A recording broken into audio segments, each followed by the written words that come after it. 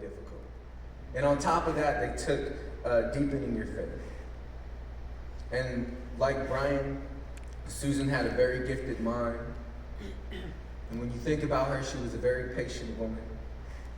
You know, and she displayed Christ. And they both made it through those courses, but through her love for theology and Jesus, that's how I really connected with Brian and Susan.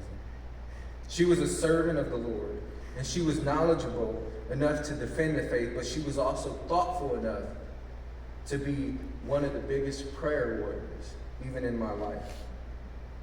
And it was Brian and Susan who prayed for me when I was working a job, kind of a dead-end job, and I was struggling, and I felt called to ministry.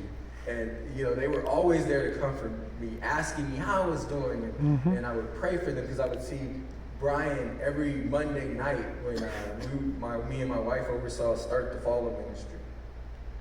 You know, and I'll always remember that Susan, she believed in me, and she also believed in my calling to ministry.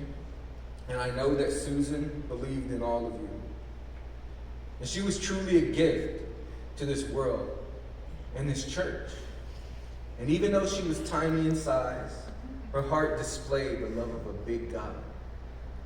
And when I asked Brian to describe Susan in one word, he had many, but his favorite word to describe her, his wife, was joyful. Because she had the joy of the Lord. And you guys all know that Susan was a tiny glimpse of Jesus who loved you all. And when you think about the world and we look around today, this world needs more Susans. Someone who, through many health and life challenges, displayed Christ alongside her husband, Brian. With so much division, so much hatred, so much evil in this world, thank God for our precious sister, Susan, who clung to Jesus till her departure on January 18th of this year. She was a beautiful soul.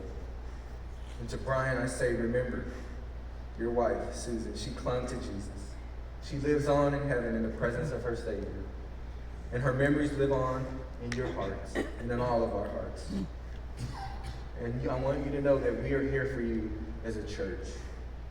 And I'm here for you as a friend. Brian shared this with me when we were talking. He said, even though we plan a life for the future, they had future plans. Our days are numbered. God knows the number of those days. God knew how long Susan would be here. But he also had a mission. And for her, I believe she fulfilled that mission. She glorified God in everything she did. She did. And right now, I'd like to invite Susan's husband, Brian, up to read Susan's eulogy and share about Susan's life and her mission. So Brian, come on up.